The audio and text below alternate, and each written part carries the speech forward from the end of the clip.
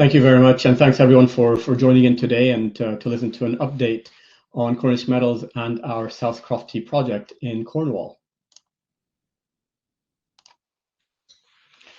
So firstly, for those of you who don't know about our project, this is a tin project located in Cornwall in the towns of Poole, Redruth. We own this project 100%. We acquired it in 2016 out of administration. It is a historical mine. It has been in production from as far back as 1592 up until 1998. It closed due to pricing, not because it ran out of ore, and I'll talk to you about that in a moment. It's located within very close proximity to excellent infrastructure, whether it be roads, rail, power. It has existing mine infrastructure, given that it had been an operating mine up until just over 27 years ago. And it's going to be a very low impact operation where all waste will be backfilled into the mine, so there will be no surface tailings. Now, just a little bit of background. Like I mentioned, we acquired the asset in 2016. There have been efforts to bring this mine back into production since it closed, pretty much in 1998. We were fortunate that there have been multiple owners before we acquired the mine, so a little bit more work has been done, money invested into the operation. And quite importantly, the previous owner did obtain the permit. So this is a permitted mine. It has an underground mine permit up until 2071, and it has all the planning permission to build the surface infrastructure required to get it back into production. In 2021, we listed the company on AIM. We previously were a Canadian company called Strongbow Exploration. We renamed the company to Cornish Metals, listed on AIM, currently dual listed. However, we are carrying out a redomiciling of the company, which should be completed in about a month's time. And then it will be Cornish Metals PLC, solely listed on AIM with a new ticker, TIN. Then about 3 years ago, very importantly, we raised just over £40 million. This was anchored by a new strategic investor who came into the stock at that time. Anchoring it was £25 million. Vision Blue Resources essentially saw the potential at South Crofty for it to be a long life operation, well beyond what the current resources show. And that's something we'll talk about. With the funds that came about, we were able to build a water treatment plant, commence the dewatering, updated the mineral resource estimate, completed an economic study, and more work has been done.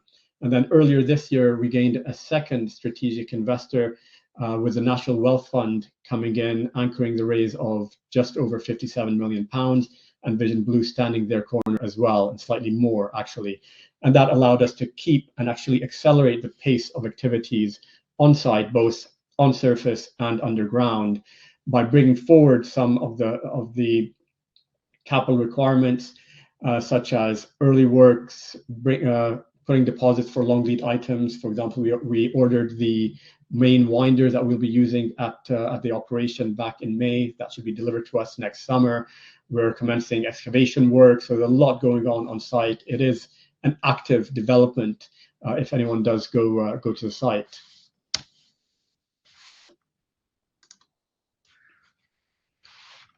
Now, you can't run a modern mining operation without having a social license to operate. And that's very important. And that comes mainly from two elements, the environment and of course, social.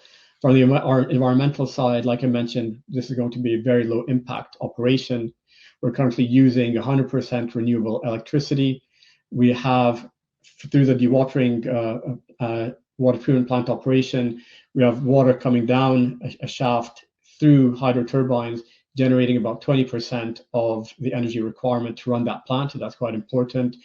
The water in the mine is constantly at around 24, 25 degrees. So we're looking at the opportunity to capture that heat from the mine water, and we'll be putting that we'll be testing that with a new building of stores and workshops that's being put up right now. If that does work, we'll expand that further within the operation, so reducing our overall draw of power from the grid.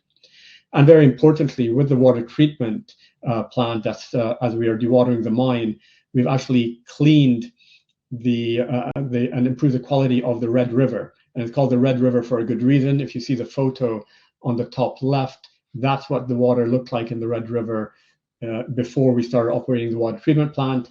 And on the right, you can see 6 months later, where the water now is crystal clear, as previously untreated water was discharging into the river, whereas now fully treated, nearly drinking quality water is being discharged there. And that helps a lot because the local community can see that visible impact to the river. On the social side, we have regular community engagement. It is extremely important that we keep the community on side and to understand and go on this journey with us as we bring this mine back into production. For example, just this Monday, we hosted a community event in which over 70 people from the local community attended, where senior management gave a presentation and we were around to take questions from the community. Now, we're quite fortunate in terms of the location of this asset being in Cornwall, which has a long history of tin mining. So there is a link from most people to mining. Most people that I talk to in the area either have a relative or a friend who had worked within mining or even within South Crofty before it closed. Also, the area is quite deprived. There's a high unemployment, so there is a desire for jobs. And this operation would generate over 300 well-skilled direct jobs and in excess of 1,000 indirect jobs. And that's through bringing industry to the mine, because we'll want to be using local fabricators, maintenance, various other operations, and we're already focusing on deploying our capital locally, both in terms of partnerships and as well as in terms of the employment, where the majority of people working at South Crofty currently are from the local area. We also do a lot to support education, as you can see in that photo at the bottom. One of my colleagues attending a primary school, just to really enlighten the kids about the importance of mining and tin as a critical mineral, because we've clearly lost a lot of support to mining over the last few decades, and we're starting to see that coming back, which is very, very important. And we need to continue to engage with the younger generations so they get skilled up, and we will need that at our mine and others that will come into production. Now, when we look at South Crofty, this is a very high-grade resource. As you can see on the chart here, it is the highest grade resource that's not currently in production, about 1.5% average tin grade. If you think about that in copper terms, that would be in excess of 5% copper equivalent. So it's very high grade.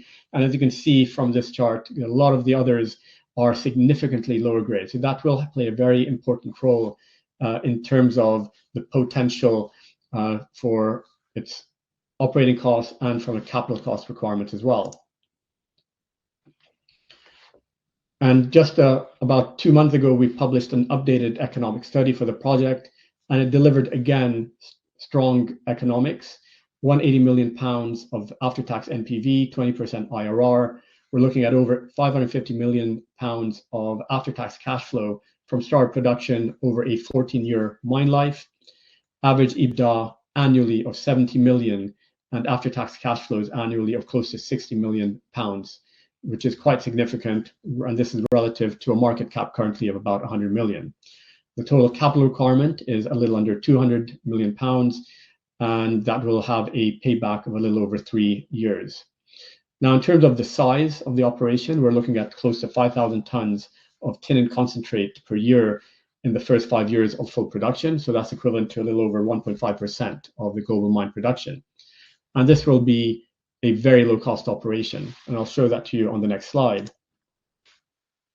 What you see here is the projected cost curve for the global mine tin industry as of 2030. This was generated by the International Tin Association, and it positions South Crofty within that lowest quartile of the cost curve. And this is very important because we can't control the price as much as we are very positive and constructive on the tin market.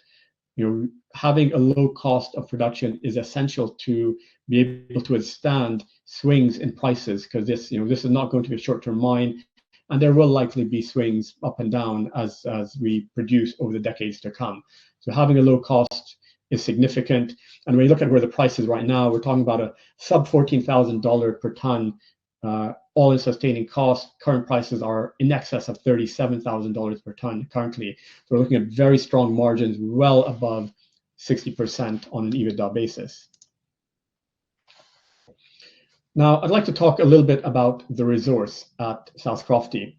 The last reported resource was in September 2023, and you can see the figures here. It's close to about 6 million tons at about 1.5% of tin. Now, if you look at the cross-section image on the bottom right of your screen, that's a cross-section of our South Crofty mine. What you see on the upper zone, that kind of gold-colored area, that's the first 300-400 meters. That's polymetallic ore, tin, copper, zinc. Much of that has been mined previously from 1592 all the way up to the early 1900s. What we are focusing on is the lower zone of the mine. That's the granite, that's high-grade tin only.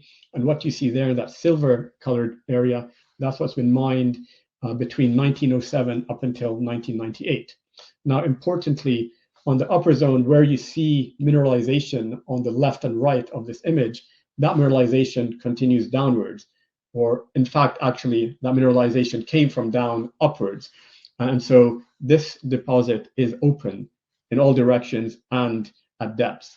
And I'll talk to that in the next couple of slides. Now, firstly, let's look back at the history of this operation. What we see here is from 1974 up until 1997, before the mine closed, the cumulative metal mined at this operation in the dark bars and the cumulative metal added to the resource in the lighter blue bars.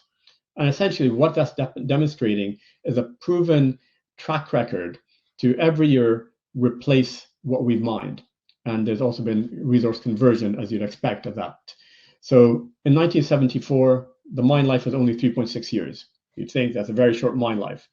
24 years later, it was 4.6 years. Now, we expect that this trend will continue when the mine comes back into production. And what's going to be different this time around is, historically, there was no drilling program to support this. It was just following the veins and mining and sampling as they went along every 3 meters. So there's a wealth of information that we do have about the resource. We will have a drill program that we will put into place from as soon as the pre-production development and every year through production that will allow us to continue this trend and maybe even better. So essentially, when I said that the current resource supports a 14-year mine life, probably in 14 years after start production, we'll come back and say we still have another 14, 15 years. So we expect that this is going to be a very long life asset. Now that is supported by another study that we've done. So our geologists went out and produced an exploration target. And what they did essentially, if you look at the image on the top and you see the orange bits toward the top middle of the image, that's the current mineralization included in our resource. And you can see these fluorescent blue bits kind of extend out of there. We've extrapolated based on known mineralization by a few levels, and that generated an exploration target, which identified a potential additional mineralization of additional 6 to 13 million tons of ore at a grade of 0.5 to 1.8%. Now, previously I mentioned that our current resource is 6 million tons. So it's basically saying there's potential to double or triple the resource based on a near mine exploration. And we expect there's significantly more than that, not just within our mine permitted area, which is that red outline, but elsewhere in Cornwall within our vast exploration properties. So this exploration permit area is only 1,500 hectares. We have another 15,000 hectares outside of that within Cornwall. So this basically states that we have a significant potential to increase the resource significantly, increase the production rate potentially, and extend the mine life well beyond the 14 years that you can see on this chart on the bottom. So essentially, what we believe is what I've highlighted here in these first 5 years post ramp up, that production rate will continue well into the future. Now, let's talk about the current activities on site. There's a lot going on up on surface and underground. Like I mentioned, we are dewatering the mine. And the reason for that is when the mine shut in 1998, the pumps were shut off and it flooded with water over the next couple of years.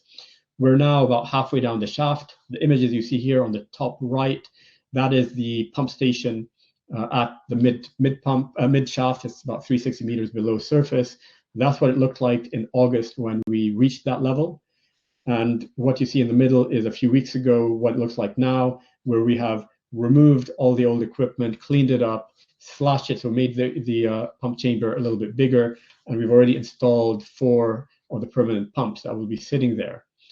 This work will be completed by the end of this year, and we'd expect pumping to resume in the beginning of the year with the dewatering to the 400 fathom level, as they call it, about 730 meters below surface, to be completed in the middle of 2026. We're also, as you can see the image on the bottom, we're building new stores and workshop building. And that's now a few weeks old, where we're currently doing the cladding. So a lot is progressing pretty quickly. Now, the importance of me showing you this image is that this is a project that is part funded by the Shared Prosperity Fund that was managed by Cornwall Council. So essentially, we've been given a grant of up to £4.2 million, which represents about 62% of the total capital requirement for this project to build that workshop and stores. And that includes the acquisition of the land that it sits on, which we acquired from Cornwall Council.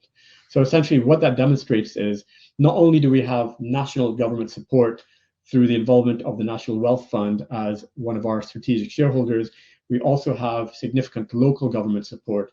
And this surely show that this is currently the case, as well as strong community support, as I mentioned earlier.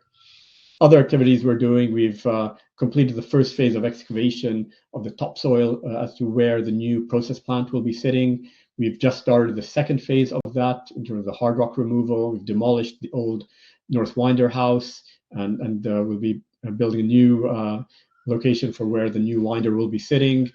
I mentioned now the Bartles Foundry. We also have the mine dry refurbishment, which is well progressed.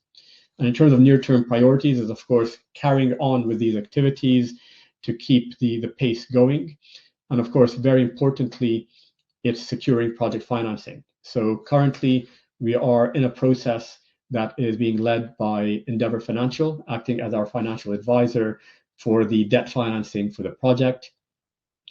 This is well underway. We expect to complete the process by the end of Q1 of 2026. And following that, we will complete the final tranche of equity to close out the project finance, which will allow us then to announce a final investment decision for the project.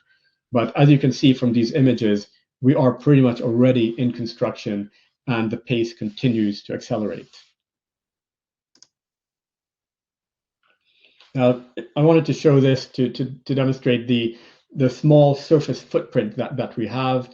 Images that you saw, you got the head frame that you've seen on some of the slides I put on before. There's the stores and workshop, which is that steel frame building I just showed on the previous slide. Now, the process plant on the top right and middle of the image, that's going to be 2 plants. On the top right, we're going to have the pre-concentrator plant, and that's where the excavation works have currently started. And towards the middle, that's going to be the concentrator plant. Now, importantly, these are sized based on, of course, the production throughput from the mine. We expect to hoist about 500,000 tons of material up the shaft. It will go through the pre-concentrator plant, where you'll have secondary crushing and ore sorting. Now, ore sorting is something that we didn't have when this mine was in production previously. And so it's quite an important technology, because it allows us to reject about half of the material before it then goes on to the concentrator plant. So only about 250,000 tons will then go into the concentrator plant. So that allows for less energy consumption, lower OPEX, and of course, right sizing of that plant. And you'll see on the roofs of all these buildings, and even this area in the middle, we plan to have significant renewable energy through solar generation at the mine site. Now, what we have here is the indicative plan to first tin production. As you can see, currently, there's a lot going on at the same time. This is all funded from the equity raise that we completed earlier this year that was anchored by the National Wealth Fund and Vision Blue Resources. But then post securing and completing the project financing, we'll continue with these and progress other activities, with two of the key ones being the process plant construction and the pre-production mine development underground, which would then lead us to first tin production in the middle of 2028. Now, we talked about the valuation of about 180 million pounds from the preliminary economic assessment, close to double of our current market cap. But what I mentioned in terms of the potential to significantly extend the mine life mean that we believe that this significantly underestimates the valuation and value of this asset. And if we look at this on a multiples basis, we're talking about 70 million pounds of annual EBITDA. And if we put that on a peer multiple of your peer base metals companies of, let's say, 6 times, that then would say about in excess of a 400 million enterprise value. So we believe that over time, as we de-risk the asset, bring it into production, prove out the capability to keep extending the mine life, that we should be moving towards that kind of valuation that will be more based on our annual earnings. Now, just a couple of slides on the tin market. I believe that the tin market is very understood,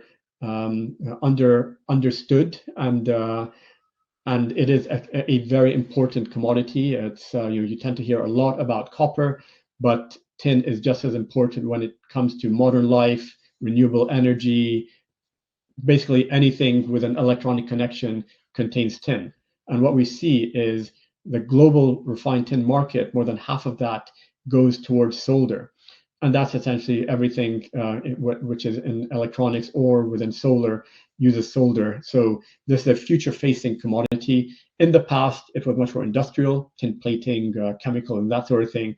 But since the early 2000s, when the EU mandated a ban on the use of lead for electronics, tin was the only suitable substitute. And we do not believe that there is a suitable substitute for tin.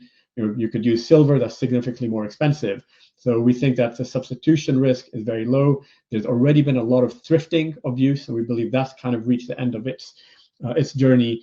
And we see a strong demand going forward from renewable energy and advanced electronics and computation. So what does that mean? Look at the image on the bottom right, on the bottom left.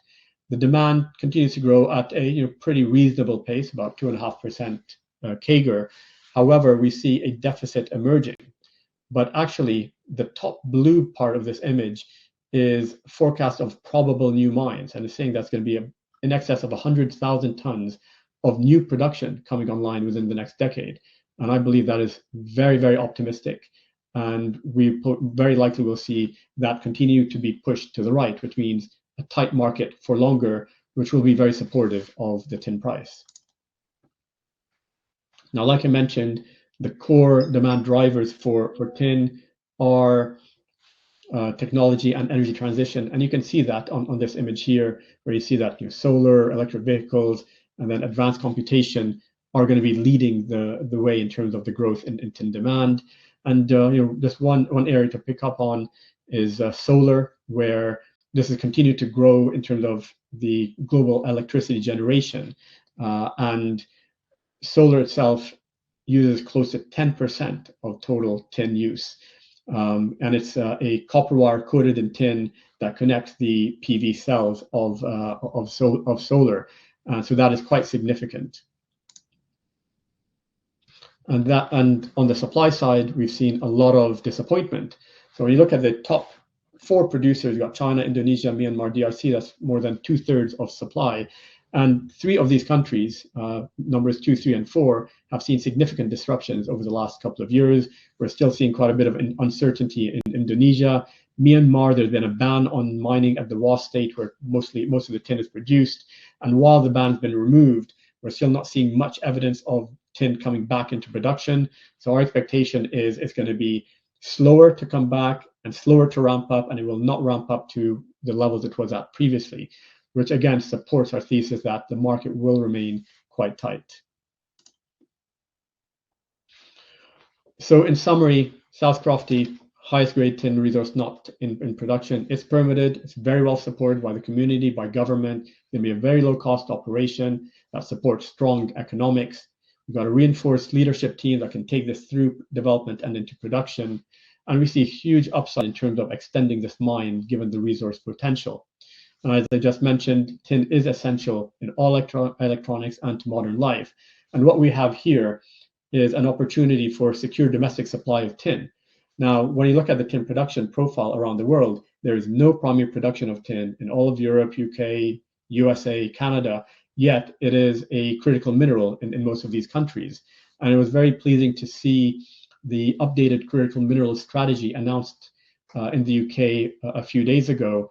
And basically, it recognizes that critical minerals are essential to the UK's economy, national security, and for clean energy transition, and tin being mentioned as one of those. So we're very happy to see continued and growing support by the government and recognition of the importance of critical minerals. And with that, I'll end and open to questions. Thank you very much, Fawzi. Really comprehensive presentation there. You've actually answered some of the questions that came in throughout that presentation. There are some here that I will ask in the last few minutes here. Graham asks, are there any other metals within the mine, or is it just purely tin? So when you look at the upper mine portion, there's also copper and zinc. The plan is in the later years we'll go back up to the upper mine, but the main focus will be on the lower mine. In the lower mine, it's tin. That's what it is. There are trace amounts of other elements such as tungsten, and as we develop, we will continue to assay and test for if there is any economic presence of other metals that we can then sell as byproducts. Thank you. So Wayne actually asked pretty early on in the presentation, when do you foresee the first extraction of tin? Of course, you covered that in 2028. But I think the question here is, are there any factors that you see that could push that forward or back? Well, we'd definitely like to see that, but the current plan is based on us being fully funded and carrying on the activities from where we are right now. We'll do what we can. But the current plan is mid-2028, and if it's going to be plus or minus a few months. I don't think there's the potential to really bring that forward, but we'll do our best. Thank you. So a question here from Alan asks about the workforce in the local area. And of course, you had a slide there where you outlined the schemes and programs that you're running at this point in time. But how confident are you that there is the skilled workforce within the community, which is actually going to be able to operate the mine? We're going to have to bring other people in. There's going to have to be training of people that maybe worked there, 20 years ago. What does that look like? Well, that is a very important question. It's very important in terms of our HR and recruitment plan over the next couple of years to prep for production, and of course during the development phase as well. So up until now, we've been able to recruit almost exclusively locally. There are some roles, some more senior roles, where we've looked out locally. We haven't been able to find the talent, and we've had to source from other countries. In some of these cases, actually, we've been able to repatriate people because the Camborne School of Mines has generated a lot of very skilled mining engineers and geologists, and who graduated over the last couple of decades, no mining jobs in the UK. They've all left to Australia, South Africa, Latin America. We've been able to attract some back who have their families in the area, so that's been quite positive. But outside of that, in the miners roles, we do have a training program that we'll be putting into place. We will start development of what we call the number 1 level. That's about 45 meters below surface, and it's an important level because the ore will be hoisted up to there. We'll have some ore bins, and then it will be trucked out into the pre-concentrator plant. So we'll be using this for training of new recruits and for people, for other miners who are currently working on the shaft, who will transition through there, get training, shift back down underground to lower levels for more development work. So we do have a training program for essentially a mining school that we will be putting into place. We're also working closely with the local colleges in terms of apprenticeships and to make sure that the skills are brought up in the local community. But there's a lot to be done there. We'll continue to focus locally and to train up and skill up. Thank you. So one question here we'll squeeze in just before the end from Nicholas, who says there's no shortage of tin capacity in the world, almost all from low-cost countries, and asks, can you eventually sell tin at a competitive price? There is one price for tin, and that is the LME price. Is an LME metal. It's currently at about $37,500 per ton. There is a physical premium sometimes when you import this, but that's the price. Like I mentioned, on the cost curve, we will be very competitive, being at the lowest end of the cost curve in that first quartile. So we will be quite competitive and generating a strong profit.